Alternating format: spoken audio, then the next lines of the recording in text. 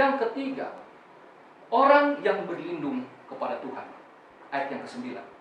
Jadi, orang-orang yang punya masalah seringkali mencari perlindungan kepada orang lain. Kadang-kadang suka menjadikan dirinya itu seperti korban, ya, yang membutuhkan belas kasihan manusia, mencari-cari perhatian supaya dia mendapat pertolongan. Tetapi Daud justru di sini ia berlindung kepada Tuhan.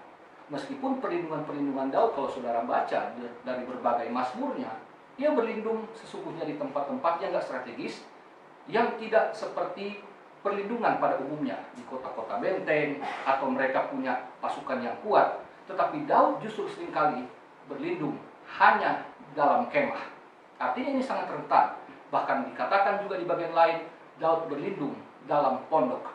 Jadi bukan soal tempat yang kuat secara fisik, tetapi di sini Daud memohon perlindungan yang kuat karena dia percaya tangan Tuhan adalah benteng yang terkuat. Yang keempat, orang yang mencari Tuhan, di ayat yang ke-11, bahwa banyak orang yang mencoba mencari kekuatan, mencari pertolongan, mencari apa yang dia butuhkan dari orang-orang yang dianggap lebih kuat, lebih mampu, lebih cakap, dan sebagainya.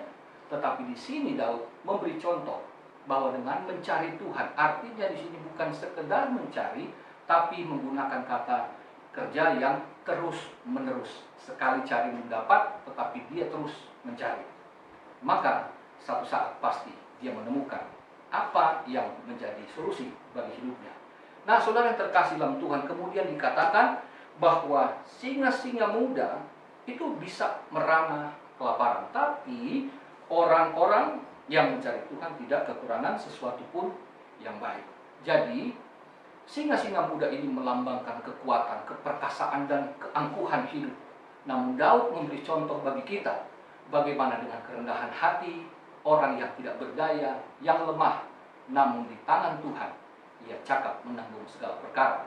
Dan Daud membuktikan bahwa ia senantiasa tidak pernah berkekurangan. Tidak berkekurangan di sini menunjuk soal makanan.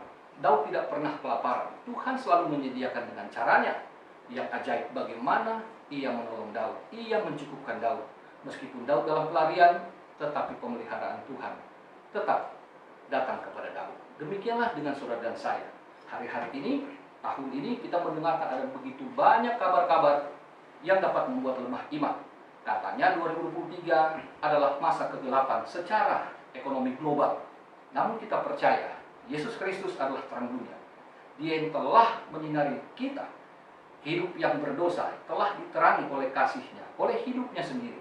Maka tentu dunia juga yang bergerak dalam berbagai bidang, termasuk soal ekonomi, bukan sesuatu masalah yang harus kita pikirkan. Karena Paulus berkata, pikirkanlah perkara-perkara di atas. Cari Tuhan, pikirkanlah Tuhan, renungkanlah firman-Nya. Maka kita akan mendapatkan apa yang menjadi kebutuhan kita, apa yang harus kita lakukan di tahun ini, dan bagaimana melangkah. Tuhan akan menerangi jalan-jalan kita. Tuhan menerangi hidup kita, dan Dia memberikan anugerah dan pemeliharaan serta perlindungan yang sempurna. Selamat beraktivitas. Tuhan Yesus mengasihimu. Tuhan Yesus mengasihimu. Mari kita satu dalam doa.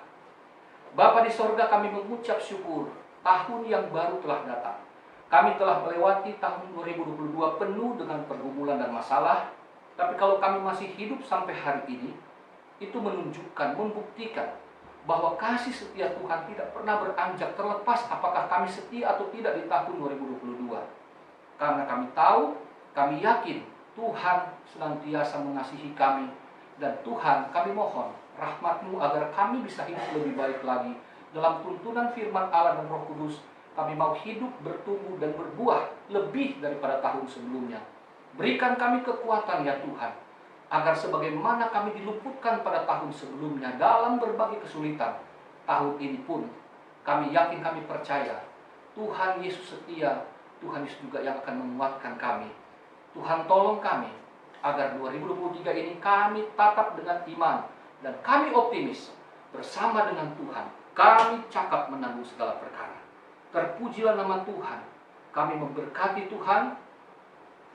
GPDI Eklesia Karangmulia ini, beserta dengan Bapak Ibu Gembala, seluruh pelayan yang ada dan jemaat yang ada. Kiranya podcast ini Tuhan, dan berbagai siaran-siaran lainnya Tuhan, yang disebarkan melalui studio ini, menjangkau banyak jiwa, memenangkan banyak jiwa, dan nama Tuhan dipuji dipermuliakan.